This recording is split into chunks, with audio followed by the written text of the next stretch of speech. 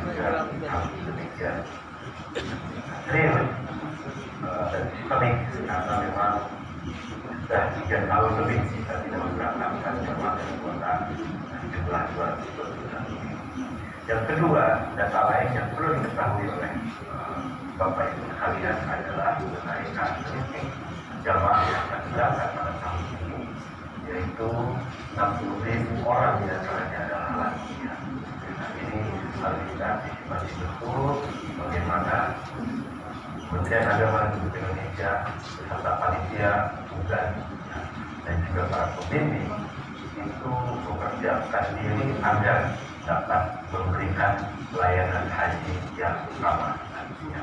Dan oleh karena itu, saya kira ada banyak hal yang kaitannya dengan perguruan tinggi, bagaimana konsep-konsep yang bisa kita tawarkan, termasuk juga dalam termasuk juga inovasi yang bisa kita lakukan agar layanan haji ramah lansia ini betul-betul kita persiapkan dan betul-betul bisa kita lakukan dengan sumber daya manusia yang memiliki keterampilan maupun wawasan standar untuk program tersebut.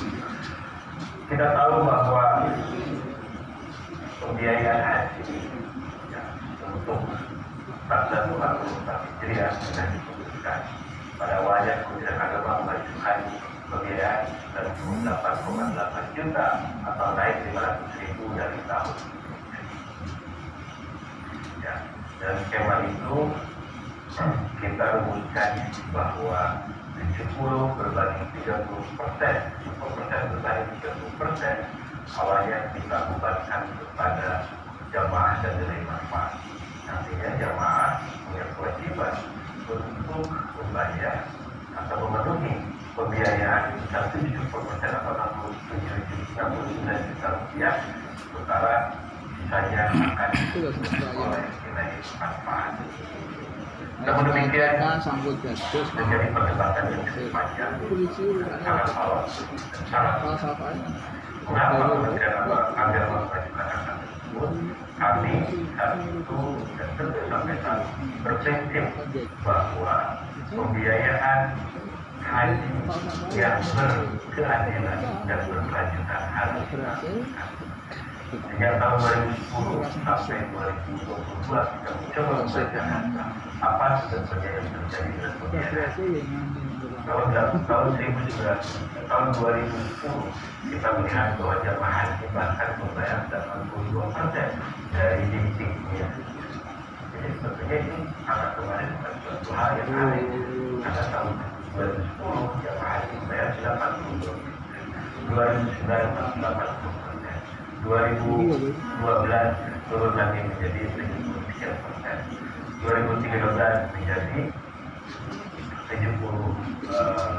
hampir 75%, dan seterusnya. Oleh karena itu sebetulnya angka yang kemarin perbandingan 70% untuk jamaah, beban jamaah dan 30% beban nilai manfaat itu adalah nilai yang setidaknya hampir sama dengan apa yang terjadi tahun 2013 dan 2014. Namun demikian, tentu saja ada banyak hal yang terjadi. Perubahan terjadi di Saudi Arabia, ada transformasi ekonomi, transformasi budaya yang tidak pernah kita imajinasikan. Peran perempuan semakin besar dan transformasi ekonomi di mana perusahaan-perusahaan banyak berdiri termasuk yang melayani jamaah. Di masa lalu kita sadar betul bahwa selama ratusan tahun jamaah haji dari Indonesia dan dari seluruh dunia dilayani oleh para tetua, para syekh, para masyayikh yang ada di Saudi Arabia, baik di Makkah maupun di Madinah. Delegasi haji kita berkumpul dengan person-person tertentu, orang-orang tertentu yang memang melayani jemaah. Kita membawa perbekalan kita kepada mereka, dan kita tinggal di sana dimasakin oleh para syekh itu dan anak buahnya agar kita bisa tinggal dan hidup selama di Makkah.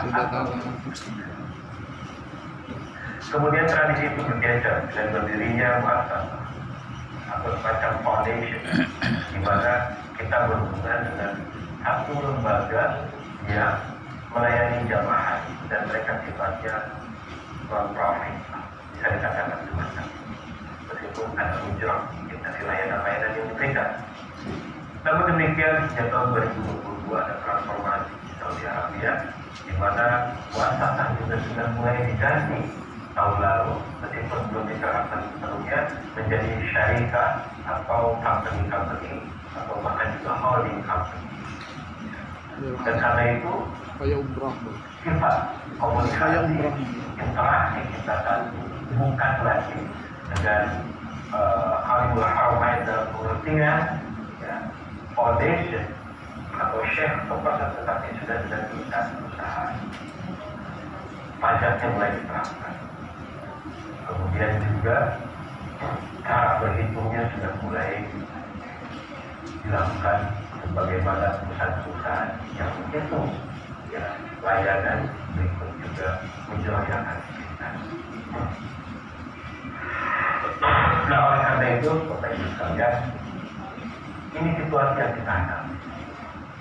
Dan kita tidak bisa mengabaikan situasi yang ada di Saudi saat ini. Bagaimanapun transformasi ini perlu kita dibagi ya, dengan cara pandang dan bersikap yang juga harus bergeser ya, dari sesuatu yang sifatnya sosial, layanan keagamaan kepada sesuatu yang berupa bisnis. Nah, ini tantangan-tantangan yang kita hadapi saat ini. Dan tentu saja tidak menyenangkan apabila khidmatul masyair, layanan para jamaah haji kita itu juga mulai bergeser pembiayaannya. Dulu sebelum tahun 2022 atau sebelum tahun 2020 ya, kita untuk khidmatul masyair, layanan hajinya jauh di Mina atau Muzdalifah dan Mina itu hanya 1.400 real dan naik sepanjang bertahun-tahun ya, dari 1.000 kita 4 juta untuk haji 4 hari kira-kira tahun 2022 untuk 4 hari itu seorang jamaah diminta untuk membayar 5.656 real atau naik hingga 400% menjadi 22.000 rupiah per orang.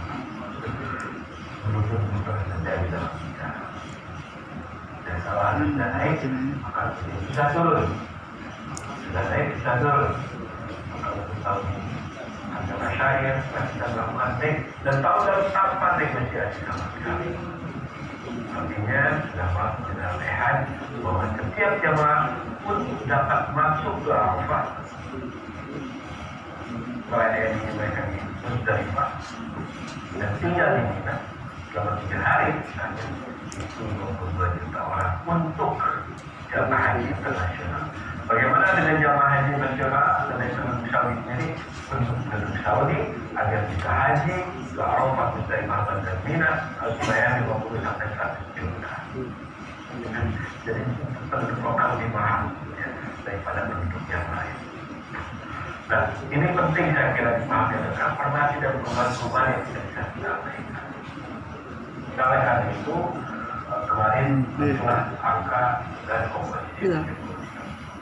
Namun demikian dalam dialog dengan Komisi 8 DPR RI dan berbagai pihak, kami kemudian mencoba mendengarkan masukan-masukan. Jadi yang kita ajukan adalah sebuah konsep ideal yang harus kita capai. Karena itu Pak Rektor mudah-mudahan nanti teman-teman juga dari Uni Surabaya ya ini yang juga bisa ikut terlibat dengan kajian-kajian tentang ekosistem haji dan ekosistem ekonomi haji. Jalan kaki berarti ya. Kita bisa membayangkan bagaimana sebetulnya pembiayaan haji. Tapi kalau dari tahun sampai tahun 2030 atau 2030 itu kita tidak lagi instan berpikirnya, paradigma juga kita tidak instan hanya akan memikirkan yang besok datang, tapi kita pikirkan yang di atas 2026, 2027 sampai 2030 bahkan 2040. Karena itu perlu kebijaksanaan, perlu keilmuan yang semakin kuat dalam ekosistem haji. Nah, oleh itu dosen-dosen dari ekonomi syariah ya, sudah harus mulai terlibat mengenai kajian-kajian pembiayaan haji. Itu satu lagi. Nah, yang juga menarik bahwa saat ini sebetulnya kita belum memiliki konsep yang normal untuk operasi. Bukankah kita baru normal dari segi jumlah, tapi dari segi komposisi jamaah kita masih berharga. Ada yang sudah lunas 2020 tapi bakal berangkat, dan ada yang sudah diambil sebagian dari rumah saja. Ada yang belum utama juga pelunasan tahun 2022 dan ada yang belum bayar pelunasan tahun. Tidak ada kebijakan dari jamaah. Karena itu kami masih menempatkan dalam periode transisi. Terkait dengan jumlah jamaah, kami juga tentu paradigma dan cara pandang kehidupan yang lebih kuat lagi melayani lansia itu, karena yang 80 tahun ke atas itu jumlahnya masih puluhan ribu, yang 90 tahun ke atas pun sama. Jadi sampai saat ini masih ada yang 106 ya usianya, kemudian 98 dan seterusnya yang perlu kita mitigasi baik pada saat mereka berada di Indonesia, berangkat dari rumah ke embarkasi ke Bandar Saudi di Saudi selama menjalani 30 hari selama di Saudi, 20 hari di Mekah dan 9 hari saja di Madinah. Itu juga pendekatan khusus. Karena itu kami sudah mencoba bekerja sama dengan salah satu pusat studi lansia yang ada di Indonesia. Ya, karena itu suatu saat juga dan ke depan mungkin dalam pelatihan ya, pembimbing haji, petugas haji, nanti kalangan akademis yang melalui konsen untuk pelayanan difabel, yang fasilitasnya dan lain sebagainya, termasuk juga untuk lansia, itu bisa memperkuat ekosistem haji. Yang keempat tentu saja masalah ekosistem ekonomi hajinya Pak Iso. Ya. Kita harus spend 17 sampai 18 triliun setahun dalam waktu 2 bulan. Bayangkan Pak, apakah ada kegiatan yang habis sampai 17 triliun dalam 2 bulan? Saya kira UIN saja tidak sampai seperti itu. Ini 2 bulan habis Pak. Pertanyaannya adalah sudah dapat apakah kita dari itu? Dan ini yang kita dorong.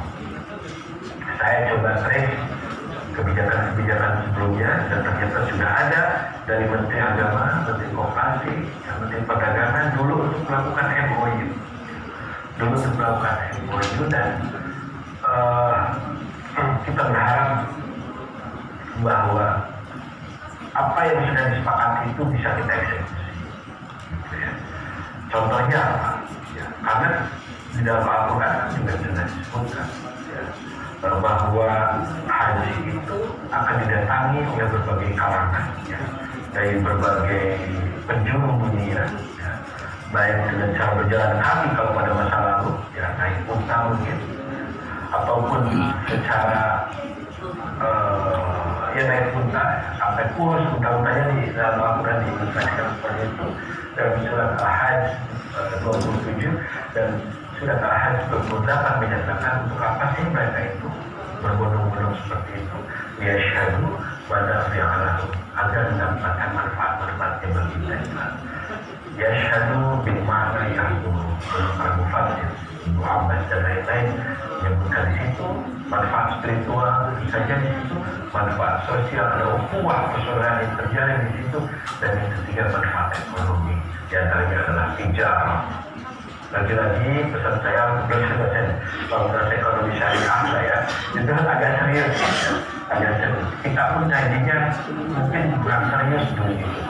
Kita haji itu waktu haji wa umrah gitu kan, itu bila ya perintahnya oleh hijau baik menista atau alisan yang mungkin kita baru pada tingkat itu, tapi berbicara ya syahdu mana fi'alahu belum tersentuh. Karena itu wajar ketika kita pun beratus tahun tidak punya satu ekosistem ekonomi yang dipersiapkan untuk meropak haji dengan spending 15 triliunan per tahun. can imagine. Ya. Apa contohnya? Contoh sederhana ya Pak Rektor dan Bapak Dekan yang saya hormati, Bapak Data. Nah, saya sampaikan berkali-kali bahwa zaman kita harus makan jutaan box Pak, jutaan box, lebih dari 20 juta kotak makan ya, dengan ribuan ton beras yang kita butuhkan di sana. Berasnya dari mana? Alhamdulillah sudah masuk Projo Lele dari Thailand. Alhamdulillah juga pandan wanginya ada dari Malaysia. Sayur-mayur sudah masuk dari Thailand. Ikan yang dikonsumsi oleh jamaah kemarin waktu haji sudah ada, alhamdulillah, dari Vietnam. Buah-buahan Amerika Latin, ayamnya dari Brasil, sapinya bisa jauh sekali dari beberapa negara Eropa, kambingnya Afrika. Indonesia alhamdulillah dapat mabrur ya, anjay mabrur. Tapi menurut Al-Quran apakah itu cukup? Justru menurut Al-Quran tidak cukup, karena hasyadu manafi'alam itu konteksnya luas. Pilgrimage has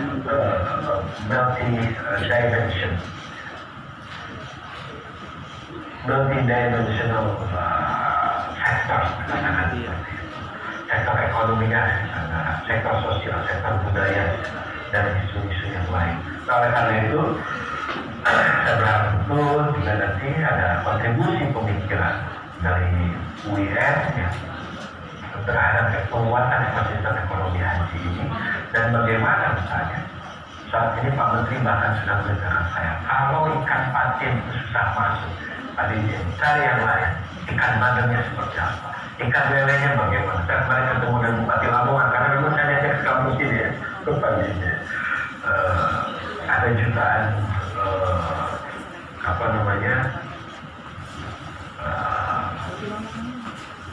kilogram ya misalnya untuk hasil ikan tangkap dan lain-lain. Nah, jadi ini yang belum masuk ke ekosistem kita selama ini. Kita sudah menopang kebijakan haji yang saat ini memang belum terintegrasi dengan baik, khususnya untuk penguatan sektor ekonomi. Dan berikutnya, kata ilmunya itu sangat multidimensi, terkait dengan manajemen, terkait dengan paradigma ekonomi kita, terkait dengan layanan jamaah kita. Mudah-mudahan ya, saya bisa mengirimkan juga mahasiswa-mahasiswanya untuk kerjasama dengan kami, ya. Baik untuk magang, Pak, ya, kan komputerized di PHU, bisa kirimkan beberapa orang ke kantor PHU, kita magangkan di sini. Ya. Bisa dikirimkan juga beberapa mahasiswa ke asrama haji pada saat layanan besok membantu. Ya, karena semuanya sudah transformasi digital. Gitu. Bayangkan untuk melayani 221.000 jemaah pada saat operasional sudah menggunakan, kami harus menyelesaikan sekitar 5.000 sampai 6.000 visa per hari, Pak. Bagaimana prosesnya? Kita jalankan secara digital, dan tentu saja kami membutuhkan talenta digital yang digital friendly dari para mahasiswa ataupun SDM yang kami ya, pemetaan sekian ribu kamar untuk sekian ratus ribu orang. Kami juga butuh sistem data, manajemen data yang solid, dan tentu saja tidak mungkin dilakukan tidak ada transformasi digital yang kuat untuk saat ini dan lain sebagainya. Nah, oleh karena itu beberapa hal yang saya kira penting, dan mudah-mudahan, mohon saya lanjut dulu.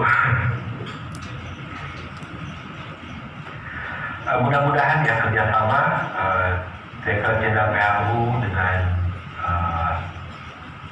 kampus ya PT KIN, dan khususnya yang di bawah pimpinan Pak Profesor Ahmad Muzaki dan fakultas-fakultas tertentu bisa kita perkuat, Pak. Bukan hanya masalah sertifikasi pembimbing. Saya kira itu just one dimension lah dari haji pembimbing, tapi memang kita memerlukan juga satu kontribusi akademik yang lebih kuat untuk membangun ekosistem penyelenggara haji yang lebih komprehensif, ya, termasuk juga ekosistem ekonominya. Nah, mudah-mudahan itu semua bisa menjadi semangat bagi kita untuk membangun format penyelenggaraan haji yang saat ini memang masih pencarian. Landasan kita saat ini adalah Undang-Undang tahun 2019. Ya Pak ya, 2019 ada undang-undang baru, belum terlaksana dengan baik mungkin karena langsung ada haji di situ, apa disahkan setelah haji. 2020 tidak ada haji, artinya undang-undang itu belum terjemahkan dengan baik. 2021 tidak ada haji. 2022 COVID ada haji mendatang. 2023 baru ada haji, dan sebelum penyelenggaraan haji ini sudah ingin ada revisi banyak undang-undang kemarin termasuk oleh DPR. Artinya the process in the making process, haji yang sesungguhnya itu bagaimana sih penyelenggaranya, mekanismenya, manajemennya dan lain sebagainya in the making process. Ya, yang mudah-mudahan nanti ada perbaikan termasuk pengelolaan dananya. Nah, sudah beruntung tahun ini sejak tahun 2017 gitu ya, dana haji tidak dipegang oleh kemenang Pak gitu ya. Jadi Anda bisa bayangkan betapa beratnya pemegang dana haji sekaligus juga menjadi penyelenggara dana haji, berat dalam memanage isu governance ya, governance-nya. Ini adalah lembaga lain yang mengelola. Sudah alhamdulillah saya di Jen Haji juga tidak sibuk dengan uang itu, karena ada orang ahli-ahlinya yang mudah-mudahan kolaborasi bagi kami dalam merumuskan keuangan haji yang berkeadilan dan berkelanjutan itu juga bisa selaras dengan kondisi masyarakat dan juga melayani haji jamaah yang jumlahnya 5,3 juta orang yang saat ini sebagai statusnya adalah sebagai jamaah haji kita. Saya kira itu beberapa hal Pak Rektor yang bisa saya sampaikan. Sekali lagi saya berharap ke depan kita semakin kuat dan para pembimbing ya, mengikuti pelatihan ataupun nanti petugas yang akan direkrut memahami betul ya, mungkin tema besar kita yang nanti akan di launching oleh Pak Menteri Agama itu terkait dengan haji yang ramah lansia. Nah, ini jika dibuat dalam konteks Jawa Timurnya, mudah-mudahan Pak Kadir ya itu juga sudah bisa berinteraksi dengan teman-teman di UIN bagaimana sebetulnya pola pelayanan untuk haji ramah lansia setidaknya di konteksnya Jawa Timur ya. Seperti apa saja harus kita rumuskan. Terakhir dari saya, Bapak Ibu sekalian, hajinya mahal ya, bukan mahal, tapi kita juga memang melakukan penyesuaian. Ya. Harganya secara total kita lakukan efisiensi dari 98 juta sekarang menjadi 90 juta dan jamaah masih terkena sekitar 49 juta, yang artinya lebih dari 50% masih ditanggung jamaah. Dan saya senang sekali dengan itu. Kenapa? Karena saya ingin menjaga marwah jamaah dengan konsep istiqomah yang memang dipersyaratkan dalam Al-Quran, bahwa dengan dibayar di atas 50% saat ini, yang mungkin tahun-tahun ke depan akan ada kenaikan, jamaah sudah masuk dalam kategori istiqomah. Insya Allah tidak akan ada banyak masalah dan jamaah yang masuk kuota tahun ini juga bisa diberangkatkan. Saya kira itu Pak Rektor, sekali lagi terima kasih atas kesempatannya dan mohon maaf yang sebesar-besarnya karena saya sampai tadi malam pun masih di Surabaya ya, sampai saya WA-WA ke tim Pak Menteri jadi rapat di apa enggak jam berapa, kalau masih siang saya masih ke Surabaya dulu, tapi namanya jam 7 malam dipastikan bahwa sebentar lagi kami harus hadir di ruangan rapat bersama Pak Menteri. Sekali lagi sehat Pak Rektor dan teman-teman semua, kita perkuat kolaborasi kita. Bila hidayah, sebuah kolam yang turun. Wassalamualaikum warahmatullahi wabarakatuh.